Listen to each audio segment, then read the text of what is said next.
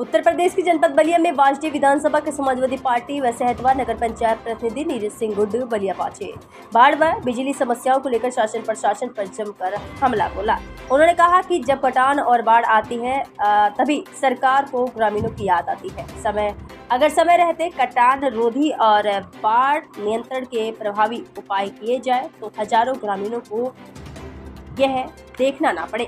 उन्होंने सरकार की घोर लापरवाही और दिखावटी संवेदना बताया। डीएम साहब को चेतावनी के बावजूद भी हो नहीं रहा है। देखिए, लापरवाही हुई है। ये कार्य समय से पहले अगर ठोकर वाला होता तो ये नौबत नहीं आती। आज जब बाढ़ आता है तभी चाहे जनप्रतिनिधि हो, चाहे विभागीय अधिकारी कर्मचारी हों, तभी जगते हैं और फिर बाढ़ जब चली जाती है तो फिर लोग सो जाते हैं।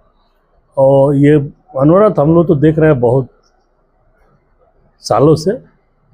और इधर तो अब हो रहा था कि बहुत काम होगा, लेकिन पुनः फिर वही स्थिति हो गई। तो इस पे शासन और प्रशासन को चेतना चाहिए और नेता लोगों को भी तत्परता से ये समय से पहले रहते काम कराना चाहिए था। अगर हो गया होता तो ये नौबत नहीं है। भारतीय जनता पार्टी की जब सरकार नहीं थी तो उन्होंने तमाम जो वादे कर रहे थे, हमने बंदा ऐसा बनाएंगे जिसका भी पानी ये भी नहीं पिएगा, तमाम तरीके, परंतु अभी तक कुछ हुआ नहीं।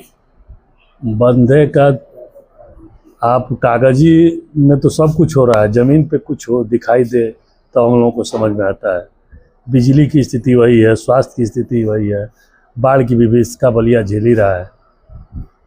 तो स्थिति बहुत दयनीय है, निंदनीय है। अभी भीषण गर्मी चल रही है, जिस तरह बिजली कटौती के देख रहे हैं, किस तरह लोग बेहाल हुए हैं। पहले तो बिजली कटौती मेन से होती है तो जेई को फ़ोन करिए तो कहता है कि मेन से कटा हुआ है, तो 2-4 घंटा मेन ले लेता है। उसके बाद बचा खुचा ओवरलोड में ये केबलिंग हुई कि केबलिंग से व्यवस्था सुव्यवस्थित होगी।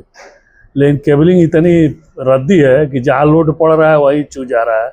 और कोई ऐसा दिन नहीं है जिस दिन लाइन लोकल स्तर पे 2-4-5 घंटा न कटता हो। तो कटौती के बाद 5-7 घंटा कटता है। लाइट की स्थिति बहुत दयनीय है। रात में हम लोग यहाँ कई बार मिस्त्री बनाने गए तभी 1:30-2 बजे रात को लाइट आई। तो स्थिति हर जगह यही है। और